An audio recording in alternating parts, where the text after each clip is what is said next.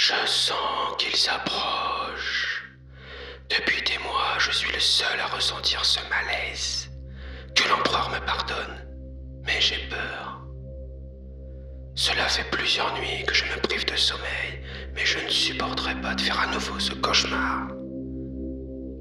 Ma supérieure pense que mon malaise est un effet de la cicatrice malédictum, mais je sais qu'elle se trompe. Je m'interroge. Comment se fait-il qu'elle ne ressente pas comme moi ce sentiment de terreur qui étouffe l'âme et voile les pensées? Bien que je ne dorme plus, les ténèbres m'entourent constamment. Et dans cet océan d'encre, je vois les lueurs fugaces de mes frères et de mes sœurs qui sont sur d'autres mondes lointains. Beaucoup brillent intensément, une dernière fois, avant de s'éteindre en silence. Je sens que nous sommes à l'aube d'un grand bouleversement, et ça me terrifie. Je n'espère qu'une chose, c'est que mes geôliers mettront rapidement fin à mon supplice.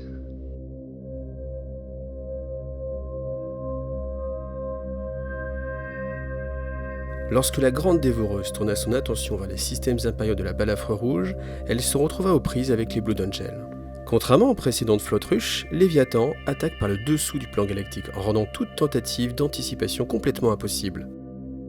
C'est ainsi que plusieurs planètes de la Balafre Rouge furent dévorées avant même que l'Imperium puisse organiser la moindre défense. La vrille de Léviathan qui dévore la Balafre Rouge n'est cependant qu'une fraction du gigantesque organisme qui surgit du vide galactique.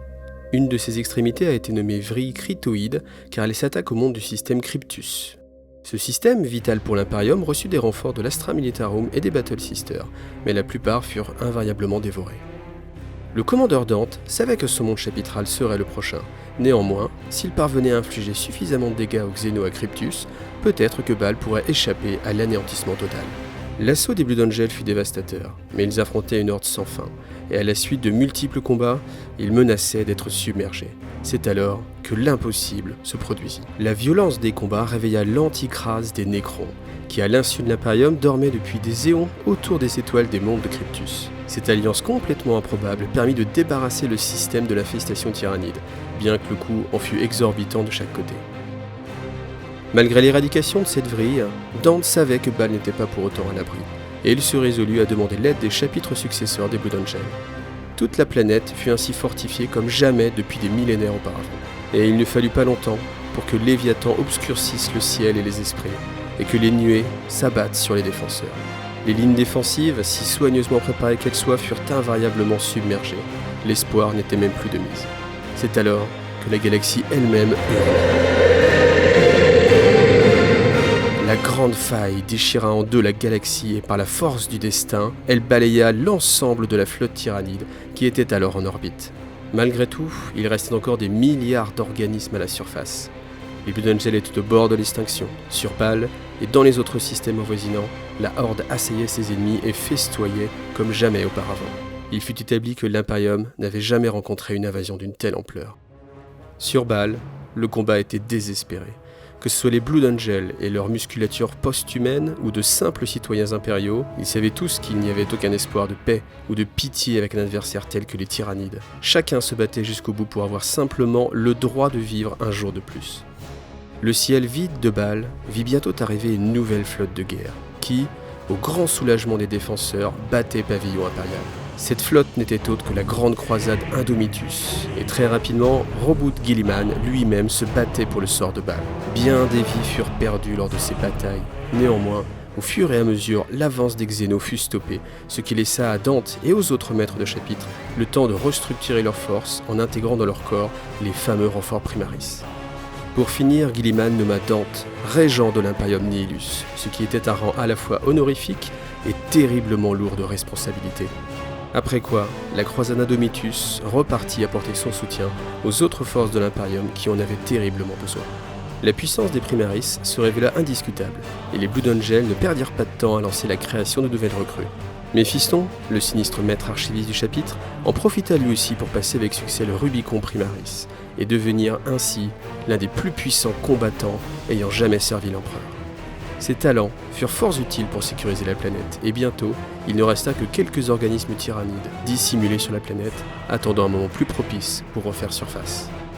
Le destin qu'avaient connu les biovaisseaux en orbite était inconnu, mais les astropathes assurèrent à Dante que ce phénomène ne s'était produit nulle part ailleurs. Malgré ce miracle inexplicable, Dante restait sous le choc de ce que lui avait appris Robot Guilliman. Partout, l'Imperium était assailli et en guerre, et de nombreux systèmes avaient déjà été submergés. Dès lors, le nouveau régent de l'Imperium Nihilus mit rapidement en place un plan de reconquête des systèmes avoisinants. Il l'appela le Halo de l'Ange. Baal était situé dans une zone appelée la Balafre Rouge, car elle était majoritairement constituée d'étoiles rouges. En son sein, de nombreux mondes avaient déjà été assimilés par la Grande Dévoreuse. Et contrairement aux Tyrannides, les Blue Angels, eux, n'étaient plus très nombreux. Et bien souvent, les zones de guerre ne voyaient qu'une poignée de Space Marines lutter à côté des forces de l'Astra Militarum. Depuis longtemps, l'Imperium avait appris à craindre la terrible pression psychique générée par les Tyrannides. Sobrement nommée l'ombre dans le Warp, cette force était ressentie par les créatures dénuées de pouvoir psychique sous la forme d'une terreur surnaturelle. Mais jamais encore elle n'avait donné lieu à de si terribles scènes d'émeutes et de suicides collectifs. Les psycheurs, quant à eux, ressentaient encore plus durement ces effets, ce qui commençait à poser un grave problème. Car depuis l'ouverture de la cicatrice Maledictum, les vaisseaux noirs qui collectaient d'habitude leurs dîmes de psycheurs ne pouvaient plus remplir leurs offices. Et l'accroissement exponentiel des psycheurs au sein de la population impériale risquait d'être catastrophique. C'est ainsi que les archivistes Space Marine prirent la résolution de s'occuper eux-mêmes d'évaluer le risque que chaque psycheur pouvait représenter pour l'Imperium. Mais cette tâche était évidemment insurmontable, et de nombreux psycheurs causèrent de lourds dommages avant de succomber à leur propre pouvoir. Alors que les archivistes étaient occupés à cette tâche, ils n'étaient bien sûr plus sur le champ de bataille, et les Tyrannides ne tardèrent pas à s'adapter en conséquence.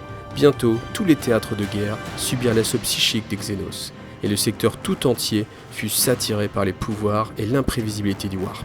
Le monde chapitral des Blue Angels avait été sauvé, mais le prix à payer avait été terrible et la guerre n'était pas terminée. Une fois son chapitre de nouveau en mesure de se battre, Dante coordonna la reconquête du système Baal. Il avait désigné 3 cibles prioritaires qu'il appelait les points de grâce. Ces positions stratégiques devaient dans un premier temps faciliter la reconquête de la Balafre Rouge, et d'autre part, elles étaient atteignables par de courts sauts warp. Malgré tout, même ces courts trajets provoquaient de lourdes pertes en vie et en matériel.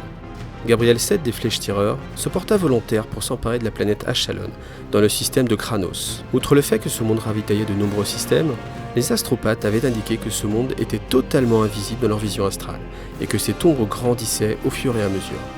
Les Blue Angels et leurs alliés les Angels en Carmine envoyèrent des forces d'avant-garde vers la plateforme orbitale du système Gamma 4, et son relais astropathique extrêmement important pour les longs périples des vaisseaux impériaux.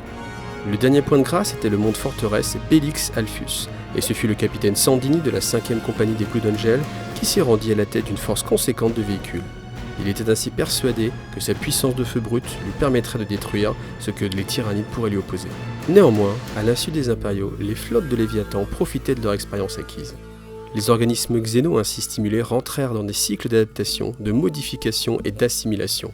De plus, l'esprit de la ruche connaissait dorénavant bien les diverses forces de l'humanité, ainsi que ses faiblesses.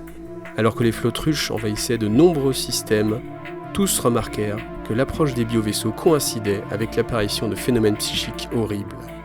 Lorsque l'Achimagos Call révéla les Primaris, ainsi que des échantillons génétiques d'une pureté exemplaire, les Sanguinary Priests se prirent à rêver à la disparition de leur malédiction de la rage noire. Malheureusement, depuis, les Blue Angels et leurs successeurs ont régulièrement vu des Primaris rejoindre les rangs de leur Death Company.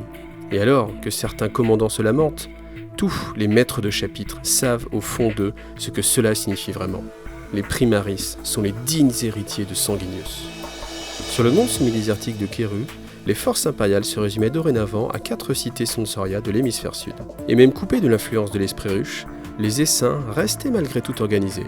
Il était ainsi clair pour Dante qu'ils étaient dirigés d'une façon ou d'une autre. Le lieutenant Pendalus et le maître archiviste Méphiston menèrent une force de renfort qui attaqua les assiégeants à la tombée de la nuit.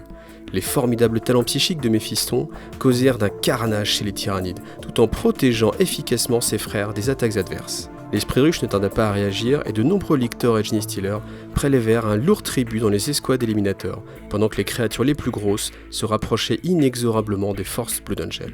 Mais tout cela faisait partie du plan de Dante, qui avait ainsi attiré en terrain découvert les Xénos, et il profita de cet avantage pour éradiquer jusqu'au dernier Tyrannide, grâce à la force combinée de ses vanguards et ceux de la garde sanguinienne. Pendant que Dante attaquait les Essaims dans le système de Blal, les flèches-tireurs plongèrent dans le Warp sans hésiter afin d'atteindre le monde industriel d'importance stratégique d'Achalon. Fort curieusement, cette planète était voilée au sens surnaturel des astropathes et des navigateurs. L'archiviste Jarod décela que l'origine de cette perturbation provenait d'une raffinerie au pôle nord de la planète. Ces régions étaient en permanence en proie à des orages électriques extrêmement intenses, qui obligeaient le maître de chapitre 7 à déposer ses forces assez loin de leur objectif. Et c'est lors de leur approche qu'ils furent assaillis par une nuée volante, ainsi que par d'incroyables monstres blindés. Mais le plus inquiétant n'était pas les Xénos, mais plutôt la grande quantité de frères qui succombaient à la rage noire au fur et à mesure des combats. Bloqués et submergés, les flèches-tireurs succombaient les uns après les autres. Pour couronner le tout, de nouvelles silhouettes noires apparurent à l'est. Mais fort heureusement, il s'agissait des derniers survivants de l'Aeronautica Imperialis, qui permirent ainsi à Jarod de mener Seth et ses frères jusqu'à la source des perturbations psychiques. Ils y découvrirent une bioforme bouffie et immense qui était reliée aux astropathes paralysés, afin d'utiliser leur pouvoir pour projeter sa conscience dans le néant du temps. Seth tua un par un les astropathes et finit par haussir la créature elle-même, mettant ainsi fin à la perturbation psychique. Quant au troisième point de grâce, le monde forteresse de Bellicalfus, il était le bouclier de son sous-secteur. Sa garnison tenait bon derrière des défenses inexpugnables, cependant sa résolution était peu à peu érodée par un phénomène inexpliqué.